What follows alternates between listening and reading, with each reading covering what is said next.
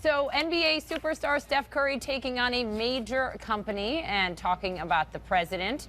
We have a lot to talk about this morning, as well as Kellyanne Conway hawking the president's daughter's brand in a new national TV interview. What's that all about? Yeah, business meets the White House head on here. Let's talk about this. Joining us is Martha Pease. She is a brand expert and the director at the Boston Consulting Group, and Chris Draft, CEO and president of the Chris Draft Family Foundation, former NFL player for the Atlanta Falcons. Martha, I guess let's start with Steph Curry, because we just finished that last segment on that. You know, Kevin Plank, the CEO of Under Armour, praising President Trump.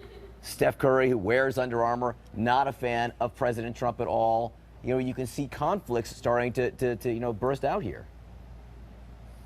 Yeah, it's really interesting. I mean, I think in the long run, it's probably the conversation that's happening right now between Under Armour and Steph Curry isn't going to have an effect on Under Armour's brand. But what's really interesting is it's unusual to see this kind of transparency around an internal conversation between a CEO, a brand, a celebrity endorser, and to see the kind of clash of values and how they're working it out very publicly.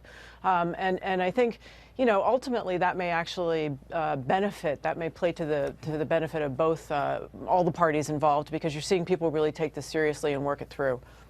Chris, let me ask you, because let me read you part of what Steph Curry came out and said. This is after the CEO of Under Armour called President Trump an asset, talking about free trade and issues like that. Which is a feeling felt by a lot of people involved in really domestic manufacturing. He's not like the only CEO who said that. I mean, across the board, CEOs want, you know, some of this economic proposals that the president's putting forward.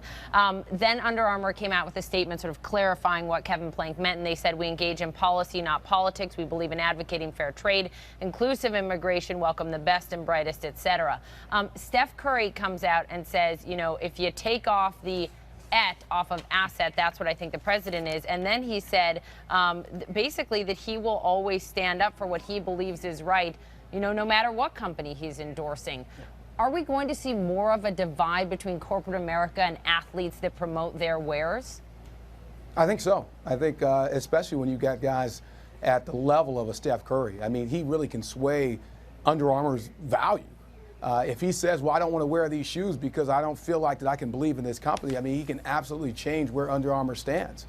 And I think him and there's a number of other players but that are at his level that really can challenge a company and say, hey, you need to tell me exactly where you stand, because I have other offers. If Steph says, I don't believe in Under Armour, I'm going to Nike, Nike will stand up and say, I'm here. Right. If he wanted to go to Adidas, if he wanted to go anywhere else, if he wanted to create his own shoe. Let's be clear, he didn't say that. He didn't say that. And he said by the end of the day yesterday, when Under Armour came out with this statement, he was totally on board. But it shows the importance of the relationship. And Chris, what about, you know, there are 3 members of the New England Patriots now who say they're not going to go to the White House for the celebration, you know, under a President Trump.